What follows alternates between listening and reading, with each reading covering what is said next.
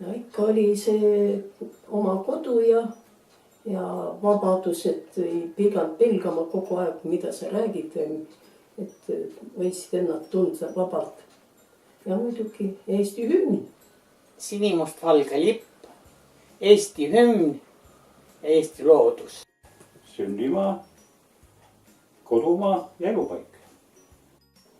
Eesti keel, Eesti Vabariik. Eestimaa lammutamine meenub mulle. Ja sõda meenub. Ja Siberise viini meenub. Eesti keel, Eesti rahvas ja Eesti lipp. Sini, must ja valge.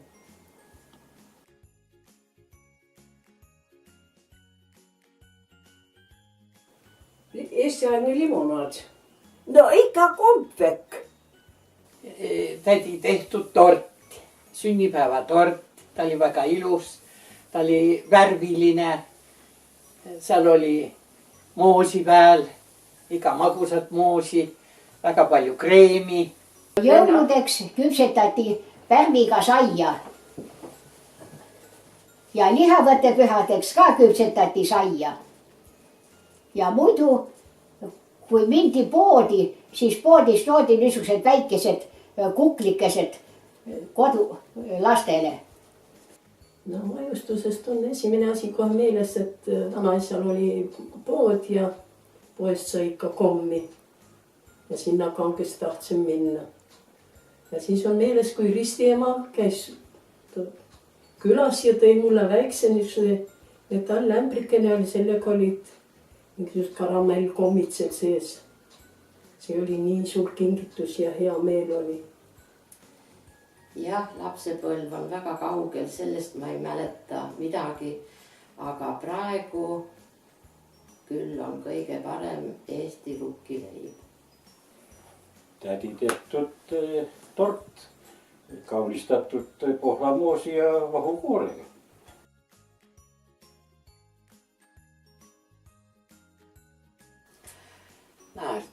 Naertu on palju asju olnud naernu, aga mis teda põhilist, teda südame naeru tuleb nagu meelest ära. Et vahest naerad mõne ilusa filmi peale, kui vaatad mõne seriaali peale ja vahest tege mõni lemmikloom teda midagi lollusi, siis naerad toda ja. No naerma ajab mind Foorumit vaadates need poliitikute vaidlused, üksteise mustamine. Vaatan ENSV-d ja seal, mis toimub, ajab mind kõik naerma. Kanal 3 pealt su nägu kõlab tuttavalt. Jütsi paha tuju. Tulles koolis koju, tunnistusel seisab number 2. Kõik veel oleks kena, kui ei saa viha. Pääsed survaplaasid jagama. Mannil olla pava, kavaler ei taha, teda abikaasaks kosida. Kõik veel oleks kena, kui ei oleks viga, mida kahjuks arstida ei saa. Seda on natuke imelik kohe praegu kõnetas. See on nii vana inimese asi. Kui pojapoeg tuli siia, hakkas mulle nutitelefoni pealt õpetama, kuidas seda kõnelda ja kuidas sealt midagi välja võtta. Ja ma tahtsin kangesti teada, palju Kuubas rahvast on ja hakkasin tema ütles, et otsi ise, et näitas ära, et no ta ei ole ju keeruline. Aga noh, minu jaoks ta oli nii keeruline, et Kuuba asemel trükkisin Kuuda ja siis ma muudkui otsisin Kuuda ja Kuuda. Ja siis ma ise ka südamest naersin, et kus see Kuuda siis nüüd on. Ja ikka ma ei saanudki ise päris hakkama pealega. Siis ma naersin kohe südamest ja ta rumalust.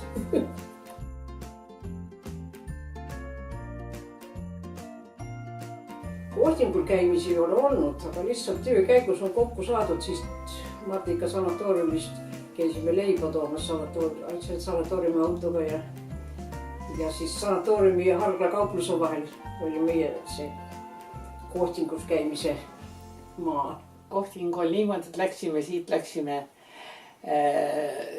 siia Sangastesse, siit kultuurimaast läksime Sangastesse laulupeole ja seal siis sain siis tuttavas ütle kena poisiga ja siis lätsi, noh, seal on väga ilus koht, on tuu Sangaste loss. Seal siis jalutasime ja rääkisime jutte ja lõpptulemus need igaüks läks omale poole, aga pärast elujoosul saime ikka kokku. Noh, nagu noored ikkagi pärast tunde rääkisime juttu ja nii see asi arenes. Minu esimene kohting oli, kui ma tulin siia kanti tööle ja läksin kelle alluses, ma hakkasin tööle, viis mind külanõukokku sisse kirjutama ja külanõukogu sekretär küsis, kus te elama hakkate. Ja siis see mees ütles, et võib-olla võtate enda juurde, siis ta ütles niimoodi, et ega iga tulgus ma küll enda juurde ei võta, aga näed, lõpuks tuli niimoodi, et ikka võttis enda juurde. Siis oli niisugune töölismaja oli, kus olid kõik perekonnad koos, põhiliselt ikka korterid üksteise kõrval ja seal elas ka meie direktor või juhataja tol ajal. Ja tema oli kõva sokutaja ikka mulle neid peikasid. Ja kui peikad tulid, mina lase sisse, pani ukse kinni, aga kõrval toas elas üks raamatupidaja, tema toast tuli uks ka minu tuppa ja sinna oli voodi või mis tal ees, aga direktor siis võttis need peikad ka järgi ja tiris sealt voodi eest ja tulid ikka küla peale.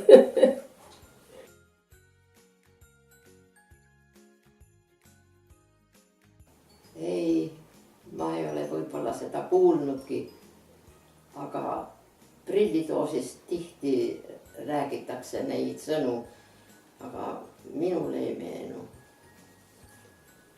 Ausõna ei tea, ma ei hakka mõtlema, kui ma pead vaevama sellega, mis see on. See on telekast läbi küll käinud, aga ma ei mäleta enam. Ei. Oi ei tea.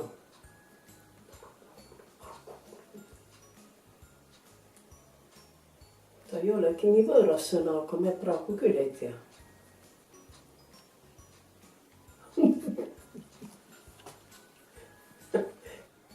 Mis sõna tuu sääne on, kas tuu eesti keeli vai mõne muu keeli? Tuutsen ma küll ei tiia. Nii palju kui tsiga pühapäevast tiid, nii palju tiia ma tuust sõnast. Parkuur. Parkuur tähendab tõket.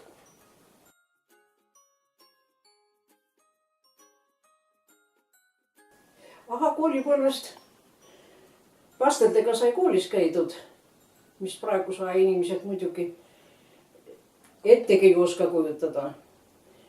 Ja siis õpetaja Šeni Rebane oli uued kingad ostnud.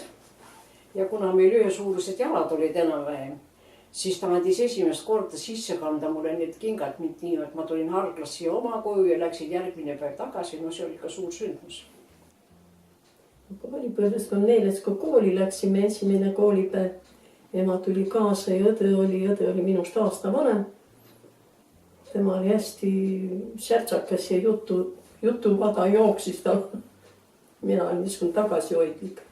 Ja kui tema siis ei saanudki kooli, direktor hakkas seal rääkima, kui tema juba jõudis ette oma jutuga, et meil tuli üks kast taga ja tema kadus värvipliiatsid ära ja tema võis nii palju kõnelda, et lõpuks õpetaja küsis, et äkki kas sõigi sul need värvipliiatsid ära.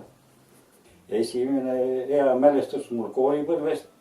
Muusikaõpetaja oli meessoost ja tema mängis viiulit ja käis siis klassi vahel ringi ja kes tikkus juttu ja sellele andis siis poognaga lagi puputas la pea peale sellega. See oli väga omapärane. 3 klassi käisin Koikkülas ja siis tulin Laanemetsa ja 4. olin juba Laanemetsas. 3 klassi käisin Koikküla mõisas. Sõja ajal põletati see Koikküla mõis pool ära, pool, mitte kõik täielikult. Lepistu algkool, see on Võrumaal, näed. Ma elasin seal, pärast ema surma läksin sinna Lella juurde või. Ja siis käisin seal koolis ja selle ma lõpetasin kiitusega.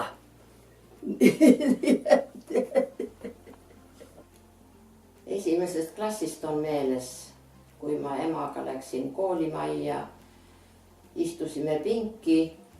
Ema ütles, et pane leivakott pingi alla ja mina tegin seda otseses mõttes. Kuigi pingil olid klapid. Ta mälestus oli tollest direktorist.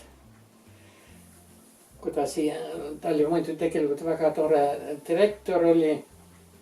Teras Kalju oli ta nimi. Ja kui ta siis ära läks meilt, siis terve koridor oli nutvaid lapsi seina ääres, kes siis teda taga leimasid tol momendil, kui ta minema läks.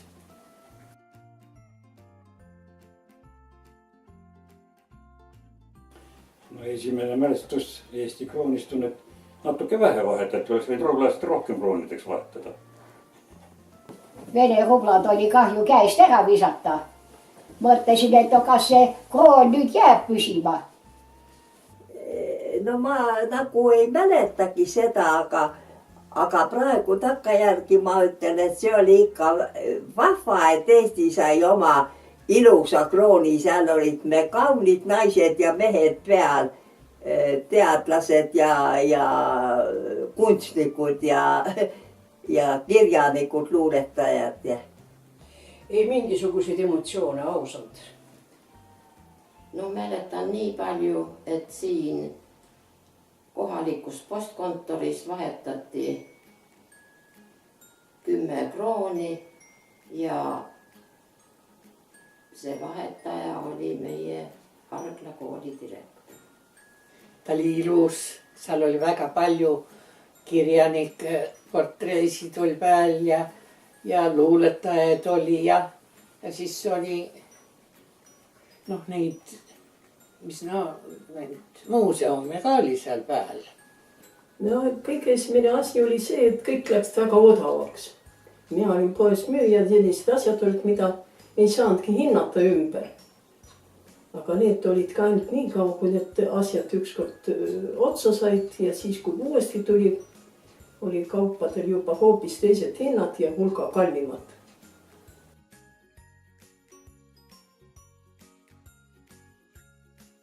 Läksime Tallinnasse laulupidule ja laulsime kooris laulud ära, mis oli meil ette nähtud. Ja siis hakkas meeskoor laulma, see oli Vene ajal. Mu isamaa armas. Rahvas seisis kõik pingis püsti, seda oli nii valus vaadata. Ja me hakkasime siis midagi sõnada, Herne Saks tuli ette, hakkas juhendama.